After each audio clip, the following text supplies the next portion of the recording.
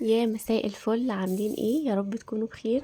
طبعا انا قليل قوي لو طلعت في روتين كده وانا بتكلم، يعني اغلب الروتينات بتاعتي الطويلة بتكون يعني على الصامت شوية، فقلت اطلع كده ارغي معاكم كده وانا بعمل التجديدات بتاعتي في المطبخ. من ساعة ما اتجوزت وانا تقريبا ما عملتش اي تجديد في المطبخ عندي، يعني ممكن اشتري شوية رفايع صغيرة كده، انما التجديدات نفسها في المكان لا ما عملتش. فقررت بقى ان انا اعمل تجديد بسيط كده، يعني بما اننا داخلين على رمضان كده. اول حاجة طبعا انا عندي البرطمانات بتاعتي دي، عشق كده بحبها قوي بصراحة. الخامة بتاعتها ازاز، والغطا بتاعها خشب. عايزه اقول لكم انه تقريبا مقاوم للميه، يعني ما بيتاثرش بالميه. انا من يوم ما جبت الحاجات دي وانا بغسلها دايما كده كل فتره، يعني ممكن كل اسبوعين 3 اسابيع اعمل لهم الغسله المحترمه دي كده، علشان لو في دهون او كده يعني تطلع من عليها. عايزه اقول لكم بقى ان انا كل ما اشتري ستيكر للبرطمانات بيبوظ مني، معرفش ليه يعني. اجي اغسله بيبوظ من الميه، بيبوظ من الدهون، او بيطلع كده اللزق بتاعه مش قوي يعني. ف لحد يعني ما لقيت مكان بيعمل الستيكر بتاع التوابل ووتر بروف، ضد الميه، ومقاوم بقى للحراره وللدهون وكده. بس يا زوزة، معلش بقى يا جماعه، زوزة عمل لنا دوشه شويه. عايزه اقول لكم ان طقم البرطمانات ده لما جبته يعني كان في كام مشكله كده مع مامتي، بسبب ان هي ما كانتش عايزاه اصلا. يعني انا لما جبته كان لسه نازل، ما كانش لسه انتشر قوي يعني. وانا طبعا ذوقي ان انا بحب الحاجات الهاديه، بحب اكون مختلفه عن اللي حواليا يعني. فكان كل اللي بيتجوزوا في الوقت بتاعي ده، بس يا زوزة بس، كان كل اللي بيتجوزوا في الوقت ده كانوا بيجيبوا طقم البرطمانات اللي هو مش عارفه بيقولوا عليه البورسلين تقريبا او حاجه كده يعني، زي الصيني كده شويه هو، وما بيبقاش عدد قطع كتيره يعني، تقريبا بيكون 6. فما كانش عاجبني بصراحه شكله، وكنت حاسه ان هو مش عملي خالص يعني. ف لحد ما جبت ده، طبعا دخت لحد ما لقيته ودخت لحد ما اقنعت ماما ماما انا مش عايزه التاني، انا عايزه اجيب ده. بس لحد ما جبته، طبعا ده يعني الميزه فيه ان هو بيبقى القطع بتاعته يعني زي ما انت عايزه بقى، عايزه تجيبي 5 تجيبي 10 تجيبي 20، زي ما انت عايزه. وقت ما جبت البرطمانات ما كانش السلم ده لسه نزل يعني، فجبت السلم بتاع البهارات ده البرطمانات بعد ما اتجوزت بفتره. عايزه اقول لكم ان هو حلو قوي وبينظم كده زي ما انتم شايفين. ببقى شايفه كل البرطمانات كده، كل برطمان فيه ايه بالظبط يعني. يعني لو عايزة تجددي البرطمانات بتاعتك او لسه هتتجوزي وتجيبي، انصحك من قلبي ان انتي تجيبي الطقم ده. انا حبيت كمان ان انا اغير الخلفية اللي هي ورا البوتاجاز. انا عندي البوتاجاز بلت ان زي ما انتم شايفين كده. بس طبعا الستيكر اللي انا جبته ده ممكن طبعا تلزقيه على الحيطة او على الازاز بتاع البوتاجاز نفسه. كان بقالي فترة بفكر ان انا اجيبه، بس كان في ناس كتير بتشكي انه لما بيجي يتشال بيدوخهم، او اللزق بتاعه بيبقى ماسك كده في الحيطة مش بيطلع بسهولة. فدورت كتير لحد ما لقيت مكان بيعمل الستيكر ده حلو جدا. الخامة بتاعته مقاومة بقى للمية وللحرارة وللدهون، وبيتشال بسهولة. يعني بتشيليه في ثواني كده، ما بيسيبش اي علامة خالص. انا جبت البطاقة، وبدأت كده ايه ان انا افرغ بيها الهواء اللي بين الستيكر من جوه كده. طبعا دي الطريقة الصح علشان تلزقي اي ستيكر، سواء بقى على الحيطة او على الرخامة عندك، او مثلا على ترابيزة. لازم تعمليها بكارت كده او بالبطاقة عشان تطلعي وتفرغي الهواء. وجبت برضو من نفس المكان الستيكر بتاع التلاجة ده، حاجة بسيطة كده يعني، وبرضو بيتشال زي الستيكر بتاع البوتاجاز بالظبط، بيتشال في ثواني، ما بيسيبش اي اثر خالص. بصراحة انا مبسوطة جدا بالحاجات اللي انا جبتها دي، حاسة ان هي فرقت جدا في المطبخ.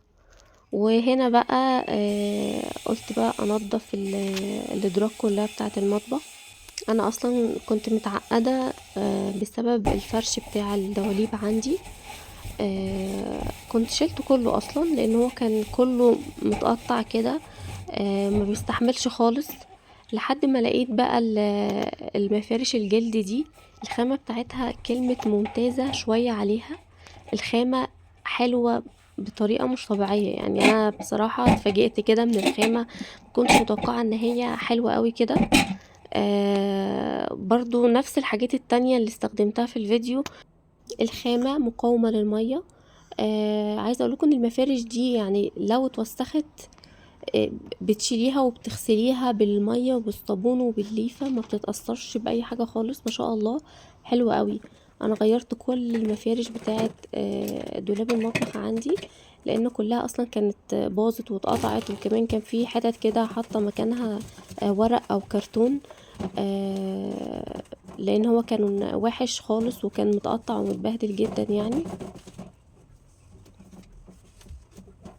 يعني الدرج ده انا ما كنتش فرشه فيه كله. شايفين الحاجات الصفرة دي مكان البهارات بقى والكركم والكاري، علمت وبقالي فترة كبيرة يعني بحاول ان انا اطلعها، مش عارفة اطلعها اصلا يعني. فمفارش الدولاب حاجة مهمة جدا، هتحافظ على الدولاب من اي بهدلة ومن اي اثار واي بقع. عايزة اقول لكم على حاجة صغيرة كده، اي حاجة بشتريها جديدة وبعرضها لكم وبحب ان انا يعني اشارككم يعني الحاجة دي معايا. كل الحاجات اللي بكون جايباها انا ببقى عاملة تاج للمكان اللي انا جبت منه الحاجة على انستجرام. انتوا بتقعدوا تكتبوا لي في الكومنتات امل انتي بتنزلي الحاجه وما بتقوليش انتي جبتيها منين، انتي ما بترديش علينا ليه؟ وطبعا كالعاده هتفضلي تنزلي في حاجات ومش هتقولي لنا انتي جايباها منين. اكيد انا مش هخبي عليكم يعني الاماكن اللي انا بشتري منها الحاجات بتاعتي والرفايع بتاعه المطبخ بتاعتي. بس انا بقول لكم انه انا مش هينفع ان انا احط هنا لينك في الكومنتات، للاسف ده يعني الاوبشن ده مش موجود هنا على اليوتيوب. مش عارفه احط لكم اللينك بتاع المكان اللي انا جبت منه. فانا بعمل تاج للمكان اللي انا جبت منه الحاجه على انستجرام زي ما قلت لكم.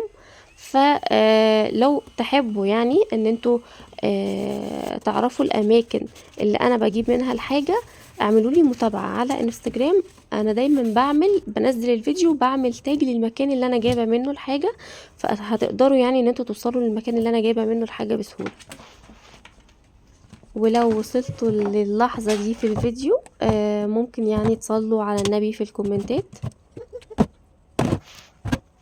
وقولوا لي بقى بتبداوا التنظيفات بتاعه رمضان من امتى، وكمان بتبداوا التفريزات بتاعه رمضان من امتى. انا يعتبر ده كده اول حاجة كده اعملها عشان دخلت رمضان في البيت يعني. ان شاء الله الفترة اللي جاية هنزل لكم روتينات كتيرة كده يعني وترتيبات واستعدادات كده لرمضان ان شاء الله. عايزة اقول لكم ان الفيديو ده ما تصورش على يوم واحد، اتصور على كذا يوم. حتى لو ركزتوا كده في الفيديو هتلاقوني ان انا كل شوية لابسة حاجة جديدة يعني حاجة مختلفة. بسبب عز الدين ما بعرفش اعمل حاجة على بعضها مرة واحدة بجد يعني. انا هقول لكم ايه، يعني لو بغسل اصلا طبقين ممكن ما اعرفش اغسلهم مرة واحدة، بغسلهم كده على كذا مرة بسبب عز الدين يعني والزن بتاعه. بصوا هنا ده اليونت اللي تحت الحوض بتاع الحمام، للاسف باظ من الميه، وعشان ما كنتش حاطه مفرش فيه. فنصيحة يعني ما تعملوش زيه، ما تخيبوش الخيبة بتاعتي وتسيبوا الدواليب بتاعتكم من غير مفارش، لان المفارش فعلا بتحافظ على الدولاب. هنا بقى انا كنت جبت الاستيكر بتاع الاذكار، اذكار الصباح والمساء.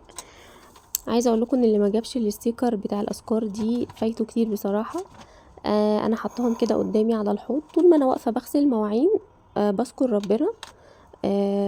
بصراحه يعني هي ليها ميزتين، يعني الميزه الاولى ان انا بقرب من ربنا، والميزه التانية ان هي بتسليني وبتضيع لي وقتي. يعني حتى بدل ما اقعد افكر في حاجات سلبيه او حاجات كده مش كويسه، لا يعني انا بلهي نفسي بالاذكار. هنا دي كانت ورقه كاتبه عليها الاستغفار، شلتها خلاص بقى كده ملهاش لازمه بعد ما جبت الاذكار دي. وبس هي دي الحاجات الجديدة اللي انا جبتها للمطبخ بتاعي. وبكده اكون خلصت الفيديو. اتمنى الفيديو يكون عجبكم، وما تنسوش بقى تعملوا لي لايك وكومنت، ولو ما اشتركتوش تشتركوا في القناة.